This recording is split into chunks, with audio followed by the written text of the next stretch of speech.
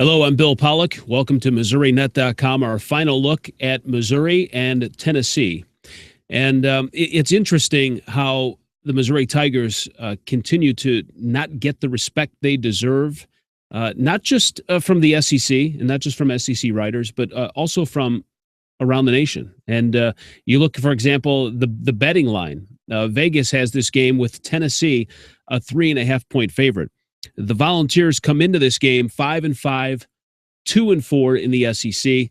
The Missouri Tigers 8-2, 5-1 in the SEC, and they lead the East. They have a 3-game lead over the Tennessee Volunteers, and they come in at 3.5-point favorites. Now, I saw an article from Jason Hall at SaturdayDownSouth.com, and I respect those guys. I've had them on Google Hangouts before, but Jason made some bold predictions saying that Tennessee would win this game and win this game big because they're playing at home. They've got a revamped offense and, quite frankly, just not giving Missouri the respect they deserve. So let me go through some of his points as to why he thinks Tennessee will win, and I'll try to counterpoint those for you. Some of his bold predictions, this is Jason Hall from Saturday Down South. He says that Shane Ray will not record a sack. Now, Ray leads the SEC with 11.5 sacks, and he's tied with tackles for loss at 18. He points to the fact that Ray will face, even though he's facing an offensive line that ranks 117th overall in sacks allowed, the Vols have given up just 3 sacks since Dobbs' first appearance, which came in the third series of an Alabama game and then in 2 wins over South Carolina and Kentucky. So basically 3 sacks in 3 games. Let me tell you a little bit about Kentucky and South Carolina. Their total number of sacks do not even equal the number of sacks that Missouri has this year. So listen, they may game plan and they may shut down Shane Ray, and he may be absolutely right. Shane Ray may not record a sack. But are they going to stop Marcus Golden? Are they going to stop Harold Brantley?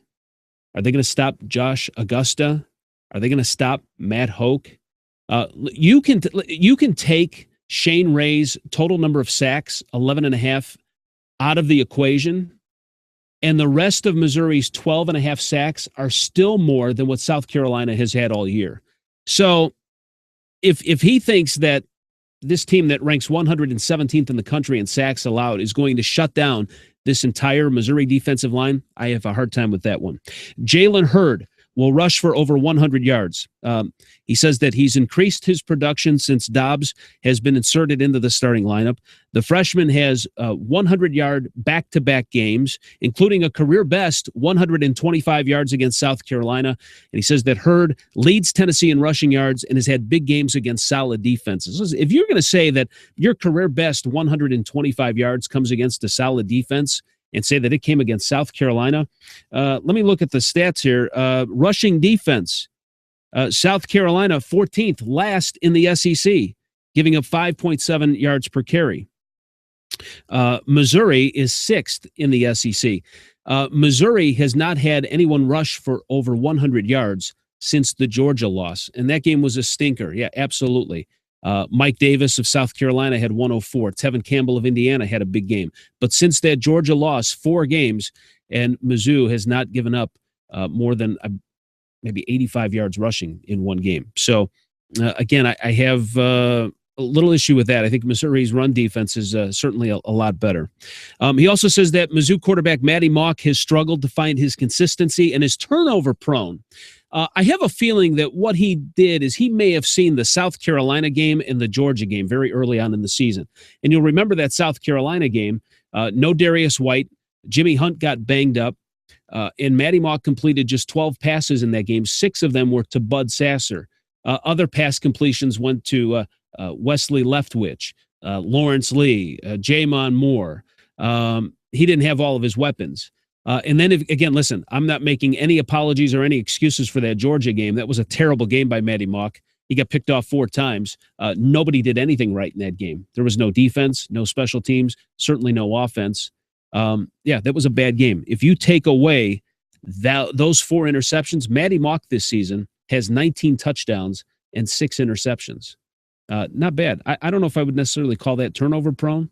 Um, Plus, his percentage completions are actually higher this year than they were last year. And I know a lot of you Mizzou fans think that Matty Mock did great last year. His completion percentage is better this year without guys like LaDainian Washington, Marcus Lucas, and DGB to throw to.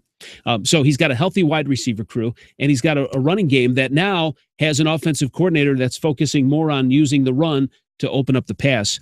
And you look at the number of yards that they put up against Texas A&M and scored 28 points in the third quarter. I would say that Mizzou is actually upticking, and to say that Mock is turnover prone, not sure I can buy that one. He concludes by saying that the Vols offense has seen back-to-back games of over 500 yards. Their defense looked refreshed after coming off of a bye week, and Missouri is fortunate to have the SEC's third weakest schedule. He's predicting a 31-10 Tennessee win over the Missouri Tigers. I don't see that happening. I see Missouri being able to run the football. I see them being able to put some pressure on Dobbs. Dobbs may still have a good game. He's mobile. He can move around. But I think when you look at that offensive line and the fact that they're without starting center Matt Crowder, this is going to be a tough road to hoe for Tennessee. Now, I'm not saying that Tennessee cannot become bowl eligible because they play Vanderbilt next week. 31-10 Tennessee, I don't see it happening. Thanks for watching MissouriNet.com. And if you want to, at the bottom of this story, you can add your comments. I'd like to hear from you. Am I off base? Is 31-10 Tennessee more favorable? Love to hear from you. Thanks for watching.